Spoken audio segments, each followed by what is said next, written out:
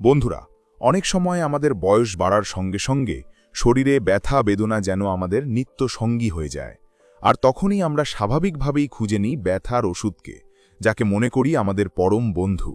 কিন্তু দীর্ঘদিন এই ওষুধগুলো ব্যবহার করলে আমরা ধীরে ধীরে বুঝতে পারি এই বন্ধু আমাদের শরীরে কত বড় ক্ষতি করছে, যা সারা জীবন আমাদের মোকাবিলা করতে হতে পারে। তাই আমরা সবসময় বলি, যতটা সম্ভব ব্যথার ওষুধ এড়ানোই শ্রেয়। আর তার পরিবর্তে এমন কিছু হার্বাল বা ঘরোয়া রেমেডি ব্যবহার করা উচিত, যেগুলি কোনো পার্শ্ব প্রতিক্রিয়া ছাড়াই উপকার দিতে সক্ষম। নমস্কার, আপনাদের দেখাচ্ছি সেফ হেলথ বাংলা চ্যানেল। আজকের ভিডিওতে আমি আপনাদের সঙ্গে এমন দুটি ঘরোয়া রেমেডি শেয়ার করব, যা ব্যবহার করলে শরীরের যে কোনো ব্যথা বেদনায়, চাই সেটা কোনো জয়েন্টের ব্যথা হোক, আর্থ্রাইটিস, মাংসপেশির ব্যথা বা স্লিপ ডিস্ক থেকে সায়াটিকা পেইন, সব ক্ষেত্রে রিলিফ পাওয়া সম্ভব। বন্ধুরা, ভাবুন তো, সকালবেলা উঠে অফিসে যাওয়ার সময় বা বাড়িতে কাজ করার সময় হঠাৎ আপনার পিঠে বা কোমরে ব্যথা শুরু হলো। কখনো মনে হচ্ছে হাত পা কাজ করছে না ঠিকমতো, আবার কখনো সামান্য হাঁটলেও বা বসার সময় ব্যথা ছড়িয়ে পড়ছে। আপনার মাংসপেশি ব্যথা, স্লিপ ডিস্কের ব্যথা বা সায়াটিকা পেইন, এমনকি নার্ভ চাপা পড়ার কারণে যে ব্যথা হচ্ছে, এই সব অবস্থায় এই দুটি হোমমেড রেমেডি সত্যিই আশ্চর্যজনক।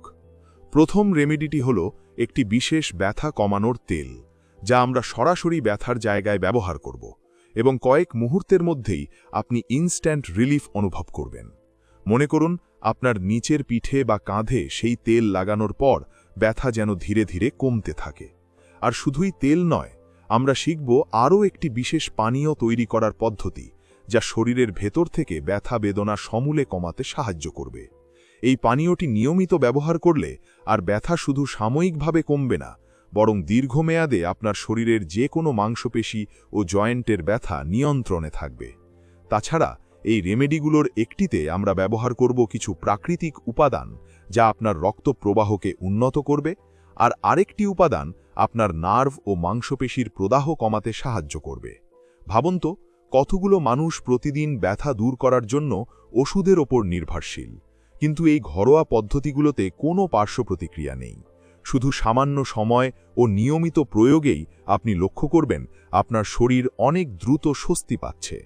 তাই ভিডিওটি শেষ পর্যন্ত মনোযোগ দিয়ে দেখুন, কারণ প্রতিটি ধাপ আপনার জন্য গুরুত্বপূর্ণ এবং প্রতিটি উপাদান আপনার স্বাস্থ্যের জন্য সত্যিই গুরুত্বপূর্ণ।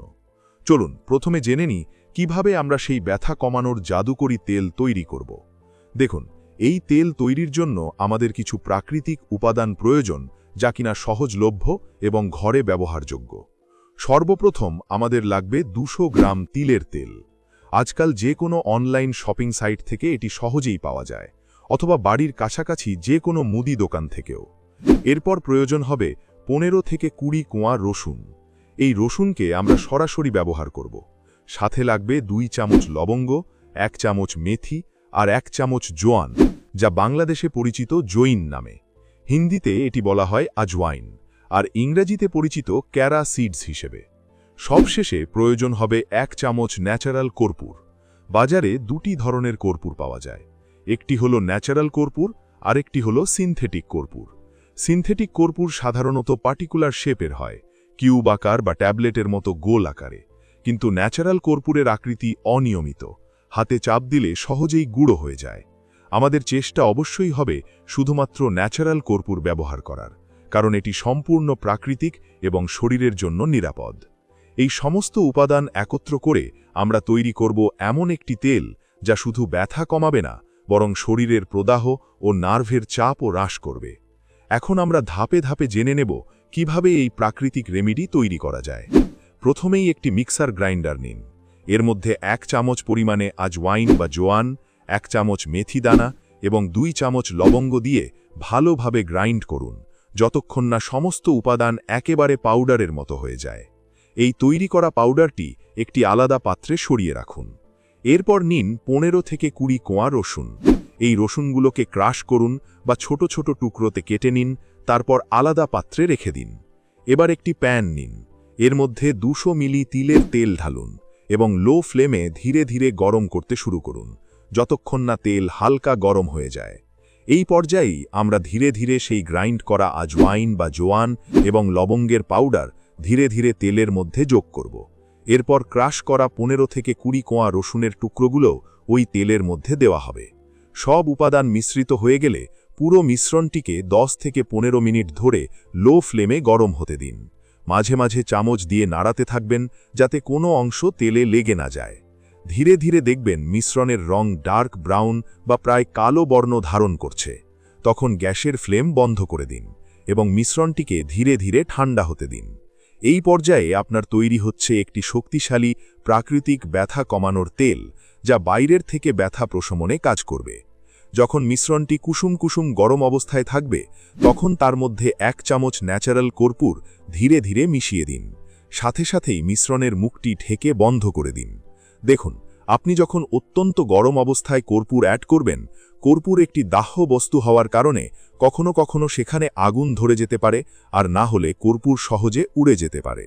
যখন মিশ্রণটি সম্পূর্ণ ঠান্ডা হয়ে যাবে, তখন একটি পাতলা ছাঁকনি বা সুতির কাপড়ের মাধ্যমে মিশ্রণটি ছেঁকে তেল আলাদা করে নিন।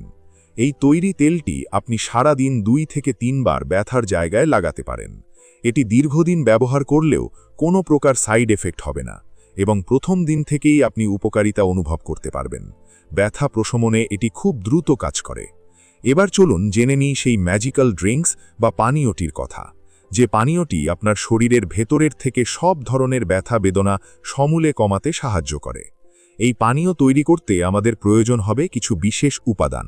প্রথমে 1 ইঞ্চি পরিমাণ কাঁচা হলুদ। যদি কাঁচা হলুদ না থাকে, তবে হাফ চামচ অর্গ্যানিক হলুদের পাউডার ব্যবহার করতে পারেন। এর পাশাপাশি এই পানীয়ে ব্যবহার হবে 1 চুটকি গোলমরিচের গুঁড়ো, 1 চামচ জোয়ান বা জৈন, 1 চামচ গ্রেটেড আদা এবং 1 থেকে 1.5 ইঞ্চি সাইজের দারুচিনি স্টিক। সব উপাদান একসাথে দিয়ে একটি প্যানের মধ্যে 2-3 মিনিট ফুটিয়ে নিন। যখন ফুটে যাবে, মিশ্রণটি ঠান্ডা করে ছেঁকে পান করুন।